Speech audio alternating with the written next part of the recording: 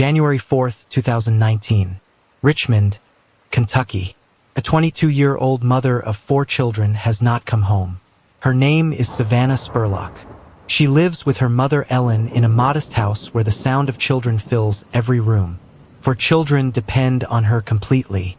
A 4-year-old son who looks up to his mother. A 2-year-old son who follows her everywhere. And twin baby boys who are barely 1 month old, still learning the sound of her voice and the warmth of her arms. Savannah gave birth to those twins in December, just weeks before she vanished without a trace. She was supposed to be home by morning. She promised her mother she would be, but Savannah Spurlock never walked through that door again. Her mother Ellen woke up around 8 in the morning expecting to find her daughter asleep in her bed. The house was quiet except for the babies stirring in their cribs. Savannah was not there. At first Ellen thought it was unusual but not immediately alarming.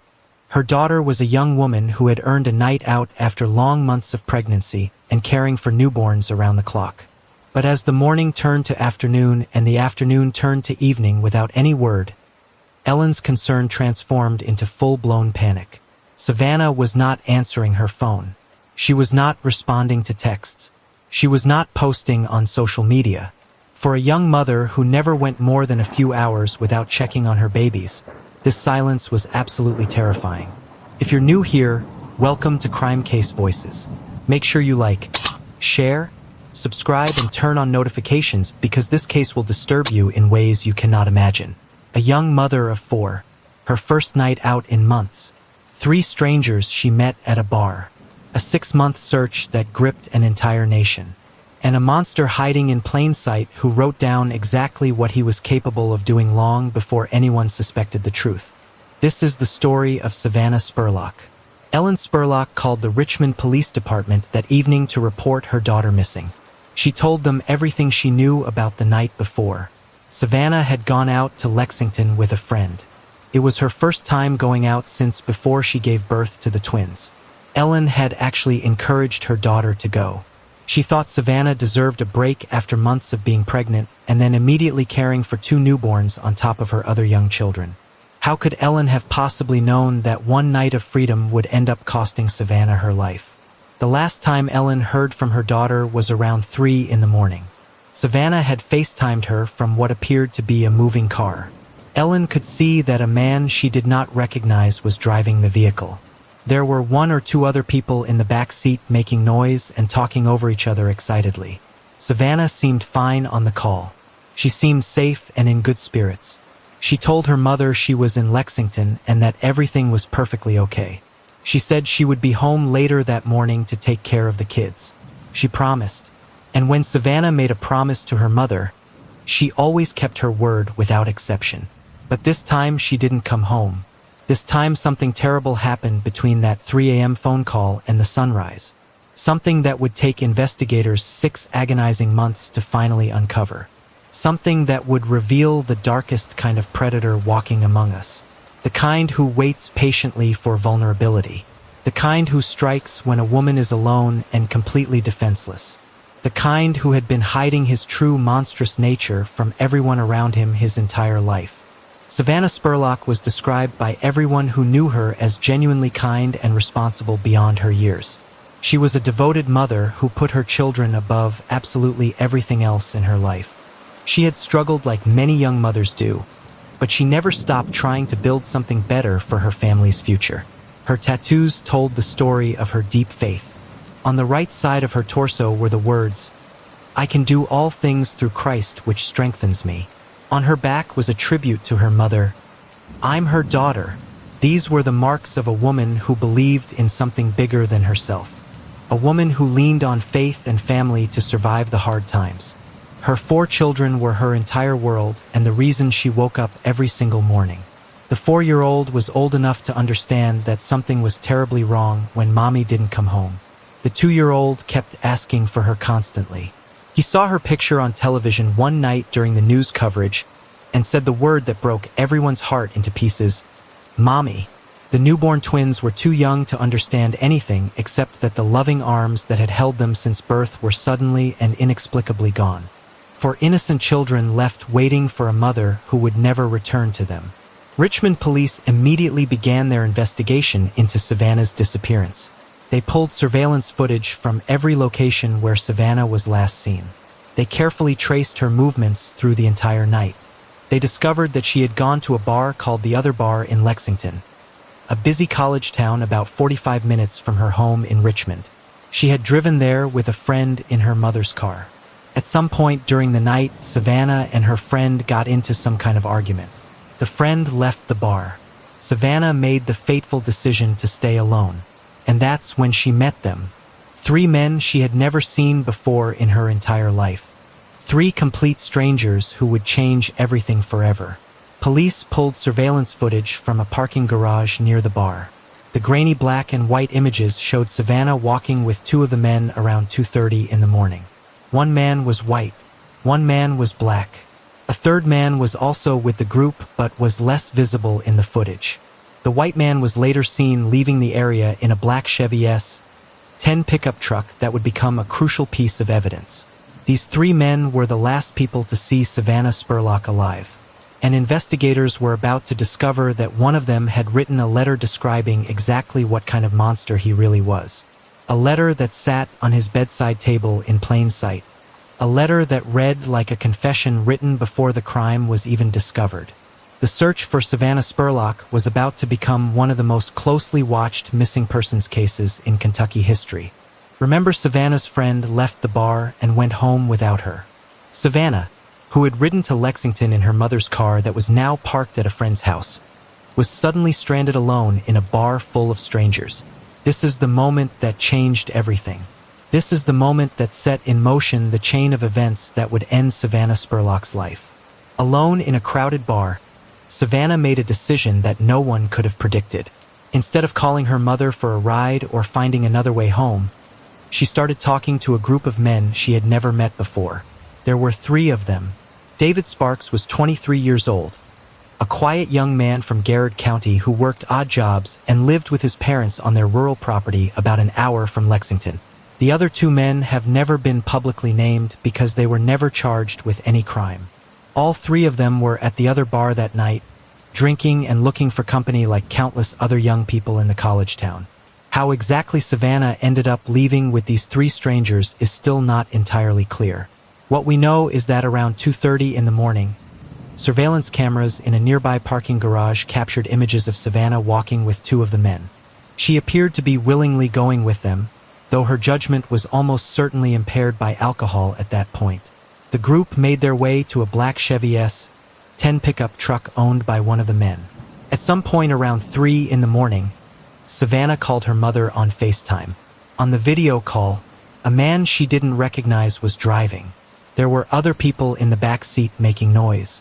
Ellen felt a flicker of concern, but Savannah assured her everything was fine. She said she was still in Lexington. But Savannah was not telling her mother the whole truth. She was not staying in Lexington. The car she was riding in was headed to Garrett County, nearly an hour away from the bar where she had spent the evening. She was going to a rural property owned by the parents of one of the men she had just met. She was driving further and further from her home, from her children, from anyone who could help her if something went wrong. The 4 of them arrived at the property sometime in the early morning hours of January 4th. It was a farmhouse in a rural area where the nearest neighbors were not close enough to hear anything unusual. The kind of isolated location where anything could happen and no one would know. Savannah had willingly gotten into a car with 3 complete strangers and let them take her to a place where she was completely vulnerable and utterly alone. What happened next would not be discovered for 6 long months. But 2 of those 3 men would later tell investigators exactly what they witnessed that night. And their statements would paint a picture of a woman who was in serious danger from the moment she walked through that door. As we continue, make sure you like, share, subscribe, and turn on notifications. The 2 men who accompanied David Sparks and Savannah Spurlock to that farmhouse in Garrett County would later tell investigators everything they witnessed that terrible night. Their statements were recorded on video and eventually obtained through public records requests years after the case was finally closed. What they described was a young woman who was in serious danger from the moment she arrived at that isolated rural property. A woman who was far too intoxicated to protect herself from what was about to happen. A woman who was left completely alone with a predator who had been waiting for exactly this kind of opportunity. According to both men, the four of them arrived at the Sparks family property sometime in the early morning hours of January 4th, 2019. The farmhouse was rural and extremely remote, surrounded by acres of empty farmland with no close neighbors anywhere nearby. The kind of place where you could scream and no one would ever hear you. They went inside the house and continued drinking together. The party atmosphere from the bar in Lexington carried over into the farmhouse, at least for a little while. But as the night went on and the hours passed, something began to change. Savannah became increasingly intoxicated to the point where she could barely function. She was drifting in and out of consciousness on the couch, unable to fully comprehend what was happening around her. And that's when David Sparks started touching her inappropriately. Both witnesses told investigators in their recorded statements that while Savannah was barely conscious and clearly unable to consent, David Sparks was putting his hands on her in sexual ways. She was too drunk to push him away. She was too impaired to even fully understand what was being done to her body. The other two men sat there and watched this assault happening right in front of them, but did absolutely nothing to stop it. They did not intervene to protect her. They did not call for help or the police. They did not physically remove Savannah from the dangerous situation. They just sat there and watched a woman being violated. At some point in the early morning hours, the two men decided they wanted to leave the farmhouse. One of them would later tell investigators that as they were walking out the door and leaving Savannah behind, he turned to his friend and asked a question that would haunt him for the rest of his life. He asked if they should have left Savannah there alone with Sparks. He asked if they should have taken her with them to safety instead. His friend said something dismissive in response. They both convinced themselves that David Sparks wouldn't actually hurt her seriously. They told themselves that she would probably be fine in the morning. They got in their car and drove away into the darkness, leaving a barely conscious young mother completely alone with a man who was already sexually assaulting her. That decision to leave Savannah behind at that farmhouse was the last chance anyone on this earth had to save her life.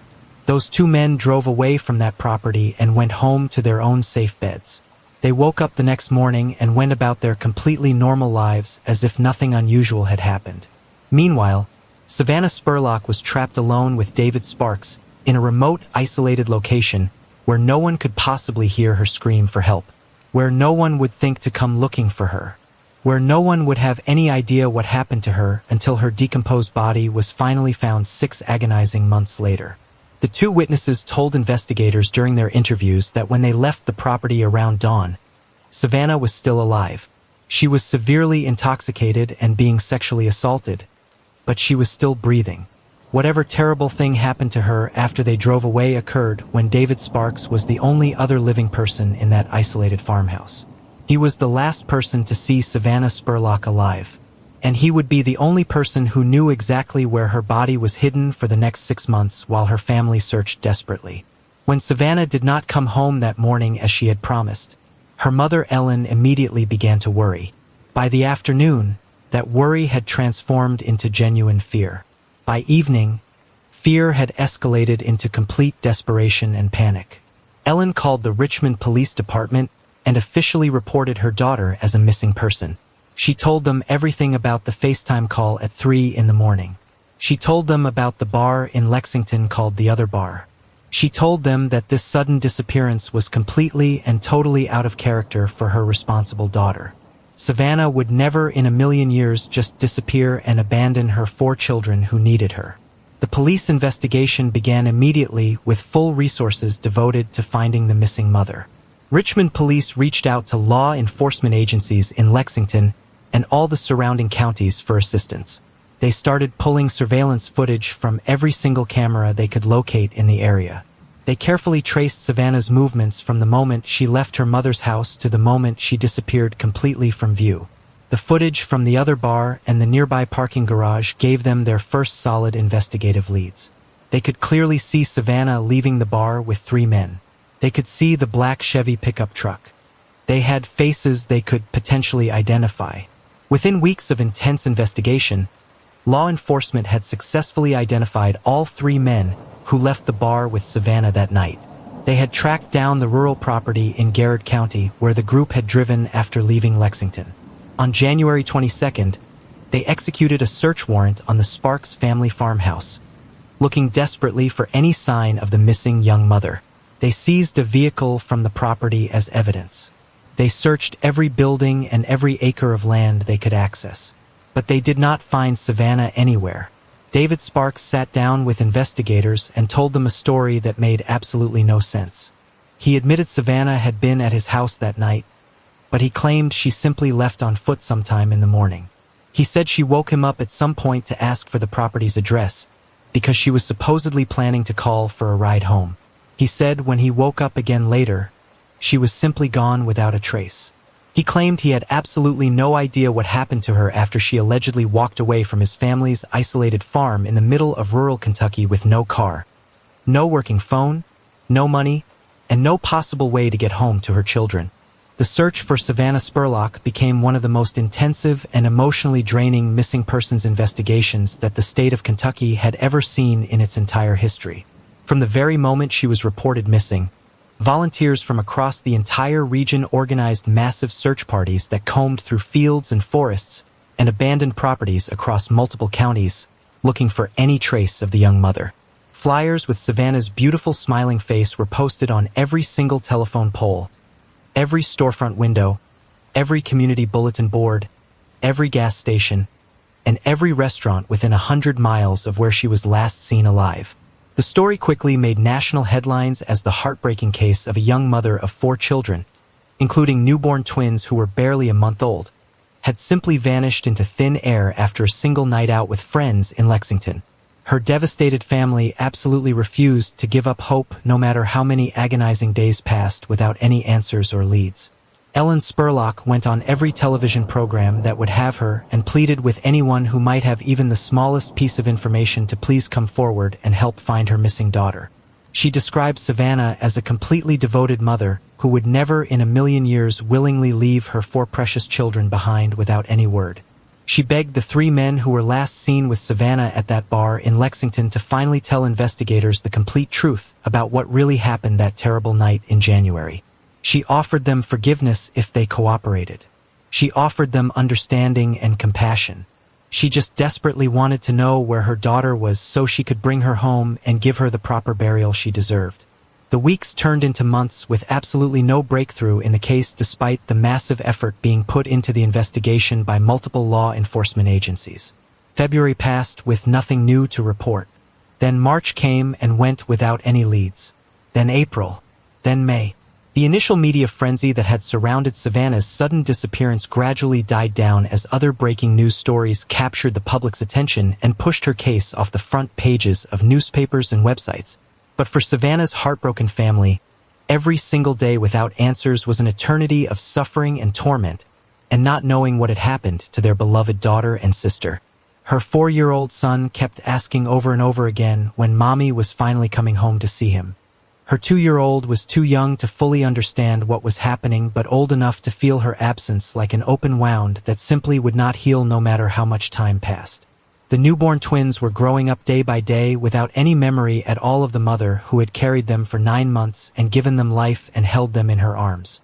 The Richmond Police Department and Kentucky State Police continued their exhaustive investigation behind the scenes even as public attention faded and the media moved on to cover other stories. Dedicated detectives interviewed key witnesses multiple times looking for any inconsistencies in their stories that might reveal what they were hiding from investigators. They analyzed phone records and social media accounts and text messages and financial transactions looking for any clue about what happened after Savannah left that bar with those 3 strangers. They brought in specialized search teams with highly trained cadaver dogs that could detect the scent of human remains even when buried underground. They searched the Sparks family property in Garrett County repeatedly using different techniques and technologies, but found nothing conclusive enough to make an arrest. David Sparks remained the primary person of interest throughout the entire investigation, but he continued to stubbornly maintain his completely ridiculous story that Savannah had simply walked away from his rural property that morning on her own 2 feet.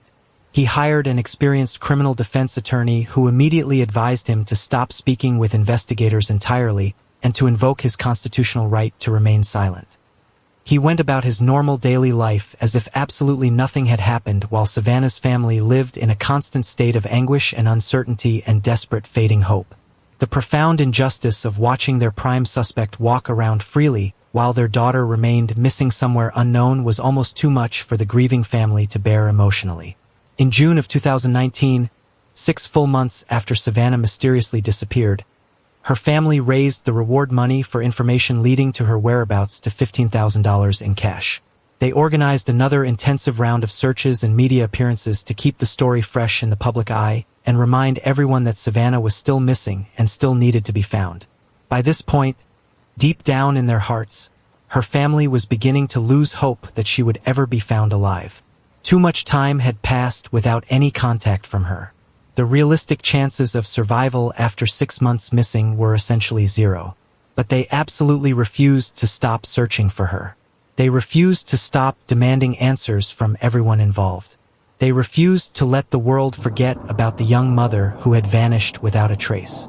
Meanwhile, something disturbing was happening at the Sparks family property in rural Garrard County that would finally break this frustrating case wide open after 6 months of dead ends. The Kentucky summer of 2019 was brutally and relentlessly hot that year, with temperatures regularly climbing well into the 90s day after sweltering day. That intense summer heat was doing something to the land around the isolated farmhouse where David Sparks lived with his parents. Something that had been carefully buried beneath the surface of that property was beginning to make its presence known in a way that could no longer possibly be ignored or explained away by anyone. A horrible smell was rising from the earth on the Sparks property. The unmistakable and unforgettable smell of death and decay and rotting flesh. The smell of decomposing human remains that had been hidden in a shallow grave for 6 long months was finally demanding to be discovered and demanding justice. David Sparks' own father noticed the foul and sickening odor first and knew immediately in his gut that something was terribly and seriously wrong somewhere on his family's property. He contacted his attorney and confessed what he had discovered. As we continue, make sure you like, share, subscribe, and turn on notifications. July 10, 2019. A date that would finally bring answers to the family that had been searching and praying for 6 agonizing months. Investigators arrived at the Sparks family property in rural Garrard County armed with cadaver dogs and professional excavation equipment.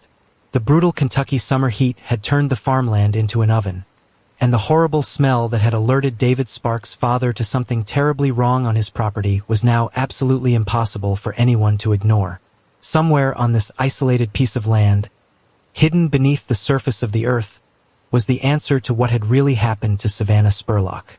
The search teams focused their attention on an area near the main farmhouse where the foul odor seemed to be strongest and most concentrated. The specially trained cadaver dogs immediately alerted to a very specific location in the yard, their noses detecting the unmistakable scent of human decomposition beneath the soil. Investigators began carefully and methodically excavating the ground, removing layer after layer of dirt, while meticulously documenting everything they found as potential evidence. They did not have to dig very deep at all. Just 19 inches below the surface of the earth, they found exactly what they had been looking for all these months. Savannah Spurlock had been buried in a shallow, unmarked grave right on the property of the man who had killed her. Her decomposing body had been hidden there for 6 entire months while investigators searched desperately, and her family prayed constantly, and David Sparks went about his completely normal daily life just yards away from where he had buried his innocent victim. The horrifying discovery confirmed what everyone involved in the investigation had suspected, but no one had wanted to believe was true. Savannah was never coming home to her children. She had been dead since that night in January. The condition in which her body was found told its own horrifying story of what David Sparks had done to her after the other 2 men left his property. She was completely naked with no clothing on her body at all. Her remains had been wrapped in black plastic trash bags like she was garbage to be thrown away and forgotten. Her feet were bound tightly together with tape. Most disturbing and dehumanizing of all, her body had been forcibly folded in half and placed in a completely unnatural position to fit in the shallow grave he had dug for her.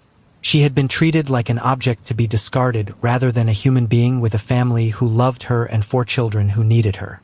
Wrapped around her folded body was a rug. Investigators would later determine through forensic analysis that this rug had come from inside David Sparks' house. It was the rug from his own bedroom, the same room where the two witnesses said Sparks had been inappropriately touching and sexually assaulting Savannah while she drifted in and out of consciousness on that terrible night. That bedroom rug directly tied the burial to Sparks in a way he could never explain away, no matter what story he tried to tell. The day after Savannah disappeared on January 4th, David Sparks had texted his sister asking her where she had originally bought the rug that used to be in his bedroom. He told her he needed to get a new one that looked exactly like it. Shortly after that suspicious text conversation, Sparks drove to a Walmart store and purchased a replacement rug. At the time the text was sent, no one thought anything of it. But now investigators understood exactly why David Sparks had suddenly and urgently needed a new bedroom rug in the middle of January. Because the old one was wrapped around the body of the woman he had murdered and was buried in his backyard. The Maricopa County Medical Examiner conducted a thorough autopsy on Savannah's badly decomposed remains, but 6 months of being buried in the Kentucky soil had destroyed much of the physical evidence that might have revealed exactly how she died. The official cause of death was listed as undetermined because there was simply not enough soft tissue remaining on the skeleton to determine exactly what killed her. However, the medical examiner noted in the official report that certain types of fatal trauma, such as strangulation or asphyxiation, would leave absolutely no trace evidence on bones. The highly suspicious circumstances in which the body was found were completely consistent with homicide. David Sparks was arrested that very same day the body was discovered. In a bizarre twist, he actually showed up voluntarily at the Richmond Police Department on his own, accidentally locked his car keys inside his vehicle in the parking lot, and immediately told the officers that he would need a public defender to represent him. It was the strange behavior of a man who knew deep down that his time was finally up. A man who knew that the shallow grave he had dug 6 months earlier had finally given up its terrible secrets. A man who understood that he would be spending the rest of his natural life paying for what he had done to Savannah Spurlock that night. He was initially charged with abuse of a corpse and tampering with physical evidence. These serious charges were based on the undeniable fact that he had personally buried Savannah's body on his own family's property and had taken extensive steps to conceal the evidence of what he had done. The murder charge that everyone expected would come later, after a grand jury had the opportunity to review all of the evidence and formally determine that David Sparks was directly responsible for ending this young mother's life. For now, he was held without bail as a flight risk. For Savannah's devastated family, the discovery of her body on that July day brought both a sense of closure and complete devastation at the same time. They finally knew with certainty what had happened to their daughter, their sister, their niece. They could finally stop searching and hoping and wondering where she was. But that terrible knowledge came with the crushing reality that she was truly gone forever and never coming back. That her 4 innocent children would grow up without their mother. That justice, whatever form it ultimately took, could never bring Savannah back to the people who loved her. When investigators searched David Sparks' bedroom after discovering Savannah's body buried in his backyard, they found something that would absolutely chill everyone who read it to the bone. Sitting right there on his bedside table in plain sight was a handwritten letter. A letter that read exactly like a confession written by a man who knew precisely what kind of monster he truly was deep inside. A letter that described violent urges and dark impulses that no normal healthy person would ever dare put into written words for anyone to find. The disturbing letter was addressed to no one in particular. It appeared to be something that David Sparks had written entirely for himself, perhaps as a way of processing the darkness and violence that lived inside his mind. The chilling words written on those pages would later be used by prosecutors as powerful evidence of his dangerous state of mind and his clear capacity for extreme violence against other human beings. The letter revealed a deeply troubled young man who had been struggling with disturbing and violent thoughts long before he ever laid eyes on Savannah Spurlock at that bar in Lexington on that fateful January night. In the handwritten letter, David Sparks wrote that he simply did not care about anything in life anymore.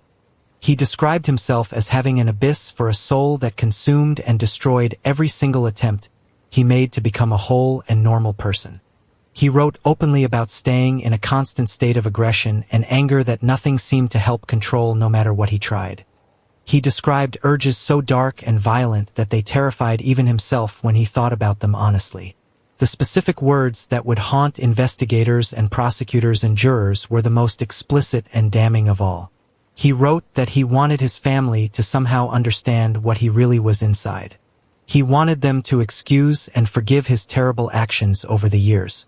But then he asked a rhetorical question that revealed the full depth of his disturbing self-awareness about his own nature. How do you look your own mother directly in the eyes and tell her that you are a born psychopath? How do you tell the woman who gave you life that she gave birth to a monster? Someone who would not care even a little bit to squeeze the last breath out of another human being? Someone who would happily plunge a knife deep into another person's chest and then smile about it afterward? Those were his exact words, written in his own distinctive handwriting, found sitting on his own bedside table. A written confession to being exactly the kind of dangerous predatory person who was capable of doing what was done to Savannah Spurlock that night in January. When investigators confronted David Sparks with this incredibly incriminating letter during their interrogation, he and his defense attorney tried desperately to explain it away as meaningless. They claimed he suffered from depression and anger management issues. They insisted the letter was completely irrelevant to Savannah's case and proved nothing. But the suspicious timing of when it was written and the explicitly violent content made it absolutely impossible for anyone to simply dismiss. This was a man who had described himself in writing as a monster who would smile with pleasure while killing another human being. And then a young woman had ended up dead and buried in a shallow grave on his family's property. The physical evidence against David Sparks continued to mount dramatically as forensic investigators processed the crime scene and carefully analyzed everything they had collected from his house. Dried blood spatter was found on several walls inside the farmhouse, including clearly visible stains inside Sparks' own bedroom closet. That blood was collected and tested at the state crime laboratory and came back as a positive match to Savannah Spurlock's unique DNA profile. This critical forensic evidence proved beyond any doubt that something extremely violent had happened to her inside that farmhouse. It proved conclusively that Sparks' ridiculous story about her simply walking away peacefully in the morning was a complete and total fabrication. Investigators also carefully noted that the entire interior of the farmhouse looked like it had been recently and very thoroughly cleaned shortly after Savannah's disappearance. Multiple walls throughout the home appeared to have been aggressively wiped down, with the bottom halves showing noticeably different coloring than the top halves. Someone had clearly tried to clean up evidence of what had happened inside those walls. Someone had desperately tried to wash away the blood and other biological evidence and hide the truth about the brutal violence that occurred within that isolated farmhouse on that January night. David Sparks had also sent Snapchat messages to a close friend in the weeks immediately following Savannah's disappearance, openly discussing the stress of being publicly implicated in her case. He complained bitterly about all the unwanted attention he was receiving from police and media. He talked about how difficult and frustrating it was to be the primary suspect in a high-profile missing persons investigation. But never once in any of those private messages did he express even a shred of concern for Savannah herself. Never once did he wonder aloud to his friend what might have happened to her or where she might be, because he already knew exactly what had happened to her. He had done it himself with his own hands. On August 28, 2019, a Garrard County grand jury formally handed down an indictment charging David Sparks with murder in addition to the previous charges of abuse of a corpse and tampering with physical evidence. Prosecutors alleged that he had intentionally caused Savannah Spurlock's death sometime in the early morning hours of January 4th, after the other two men had left his family's property and she was completely alone with him. He had killed her in cold blood, wrapped her naked body in trash bags and his own bedroom rug, and buried her in a shallow grave where he believed she would never be found. As we continue this chilling case, make sure you like, share, subscribe, and turn on notifications. The criminal case against David Sparks moved slowly through the Kentucky court system over the following year as attorneys on both sides carefully prepared for what everyone fully expected would be a sensational high-profile murder trial. There were countless motions and pretrial hearings and continuances as both the prosecution and defense teams built their arguments and gathered their evidence and interviewed witnesses. Savannah's grieving family waited anxiously for their long-awaited day in court, for the chance to finally face the man accused of brutally killing their beloved daughter and hear the complete truth about what really happened that terrible night at his family's isolated farmhouse in Getty County. But a trial would never actually happen in the end. On December 1st, 2020, nearly 2 full years after Savannah Spurlock disappeared from that bar in Lexington, David Sparks stood before a Kentucky judge and officially changed his plea from not guilty to guilty. He admitted openly and publicly to murder. He admitted to tampering with physical evidence. He admitted to abuse of a corpse. He stood there in open court in front of the victim's entire family and confessed that he had intentionally caused Savannah's death and then callously buried her body on his family's property in Getty County, where he thought she would never be found.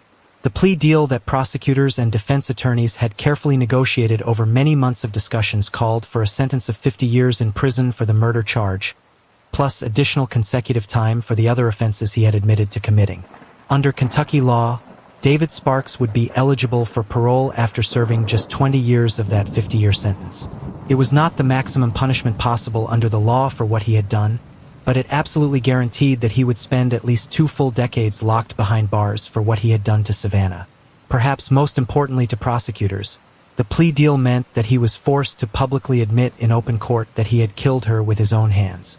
Commonwealth's attorney Andy Sims explained to the media and the grieving Spurlock family why the prosecution ultimately agreed to accept this negotiated plea deal rather than taking the case to a full jury trial with all the risks that entails. The most important thing in his professional view, he said, was getting David Sparks to stand up in that courtroom and admit with his own mouth that he intentionally caused Savannah's death. It was no longer a mystery that anyone could speculate about or debate. The whole world now knew with absolute certainty who killed Savannah Spurlock on that January night in 2019. David Sparks himself had confessed to the crime in front of a judge and the victim's entire devastated family. The specific details of exactly what David Sparks did to Savannah in that isolated farmhouse have never been fully released to the public or to her family. When he entered his guilty plea in court, he admitted on the record to acting completely alone and to intentionally causing her death after the other 2 men left. He admitted to tying up her body after she was dead, wrapping her remains in black plastic trash bags like garbage, and burying her in that shallow, unmarked grave just 19 inches below the surface. But he never publicly explained why he decided to kill her that night or exactly how he ended her young life. Those specific answers died with Savannah and may never be known by anyone. For her devastated family, the guilty plea brought a complicated and painful mix of powerful emotions that were difficult to process. There was genuine relief that there would be no traumatic trial to sit through for weeks or months. No need to see graphic crime scene photographs displayed on screens in a courtroom or hear disturbing forensic testimony about what was done to their loved one's body. There was real satisfaction that David Sparks had been forced to admit his guilt publicly in front of the entire world. But there was also deep frustration and anger that 50 years did not feel like nearly enough punishment for taking a young mother from her 4 children. That their daughter's precious life was worth far more than any prison sentence could ever truly represent. Shaq Smith, the father of 3 of Savannah's 4 children, spoke publicly to the media after the guilty plea was entered in court. He said he felt relief for everyone close to Savannah that there would be no drawn-out emotional trial to endure. But he also said clearly that, in his personal view, justice was not truly served by this outcome. 50 years or even less with parole for taking an innocent young mother's life did not feel like anything close to a fair trade. Nothing could ever bring Savannah back to her children who needed her. Nothing could give them back their mother who loved them more than anything in this world. Nothing could fill the enormous void she left behind in all of their lives. David Sparks was formally sentenced on December 17, 2020 at a hearing attended by Savannah's family. The judge accepted the negotiated plea agreement and ordered him to serve 50 years for murder, 5 years for tampering with evidence, and 1 year for abuse of a corpse.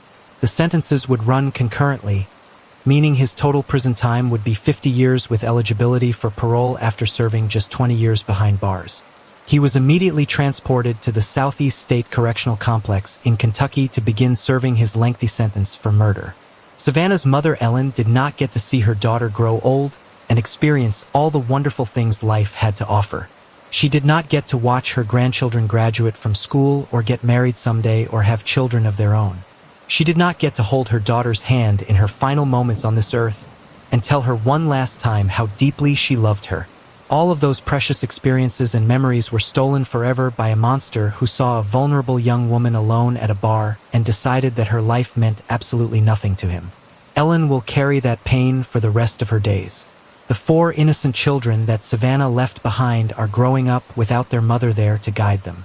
They have photographs and blankets and Christmas ornaments and home videos to help them remember her by. Their family takes them to visit her grave so they can feel close to her spirit. They hear stories constantly about how much their mother loved them and wanted to be there for them always. But nothing can ever replace a mother's love and presence. Nothing can fill the empty space she was supposed to occupy in their lives. Savannah Spurlock was so much more than just the tragic circumstances of her death. She was more than a victim or a case number or a headline that captured the nation's attention for a few months back in 2019. She was a beloved daughter who absolutely adored her mother Ellen and spoke to her every single day. She was a young woman who wore her deep Christian faith on her skin in the form of tattoos that boldly declared her beliefs to the world. She was a devoted mother who loved her 4 children with everything she had in her heart. She deserved so much more than the cruel and senseless ending she received at the hands of a stranger. Her life was never easy even before that terrible night in January. She became a mother at a young age and faced all the challenges that come with raising children without a lot of resources or support.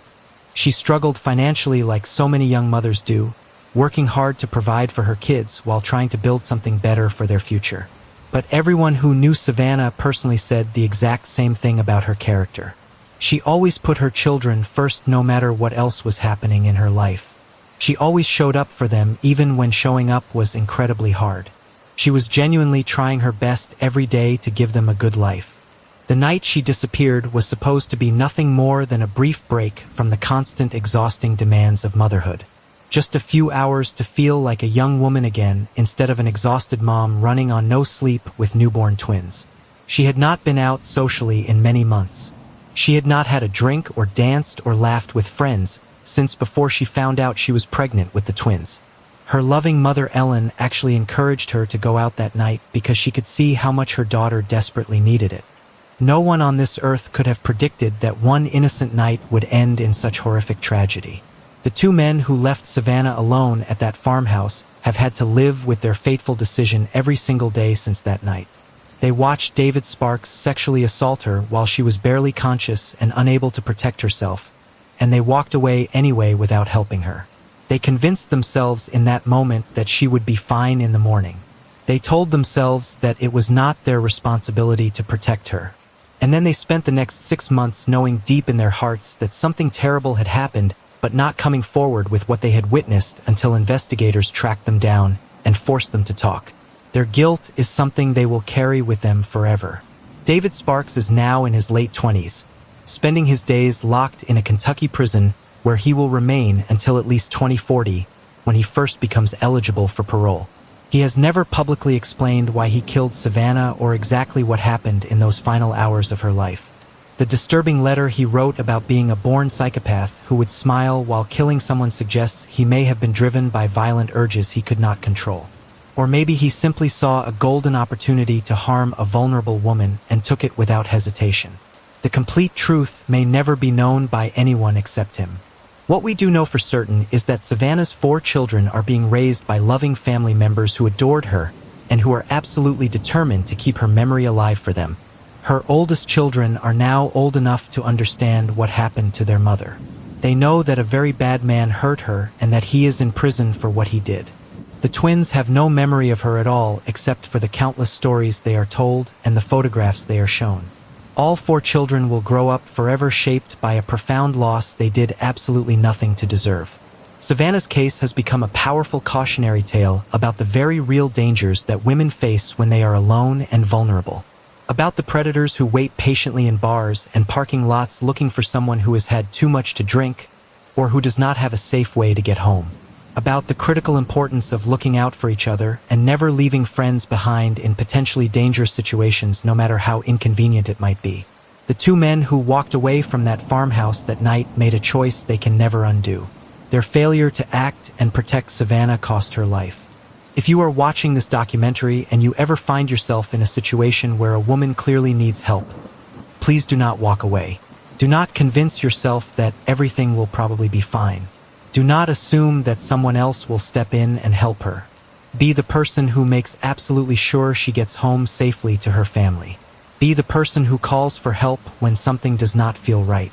You might be the only thing standing between her and a monster like David Sparks, who is waiting for exactly that kind of opportunity.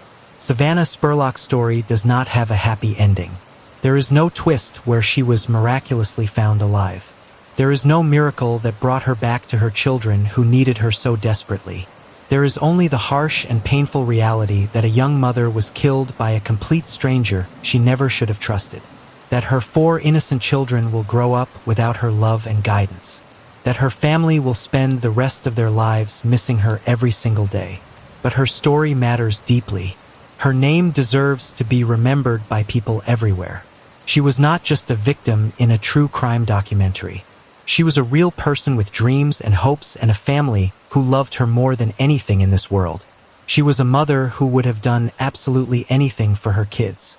She was someone's daughter, someone's sister, someone's best friend. And she did not deserve what happened to her that night. Rest in peace, Savannah Spurlock. May your 4 children always know how much you love them. And may your story help protect other women from the monsters hiding in plain sight among us. Stay safe and stay aware. I will see you in the next video.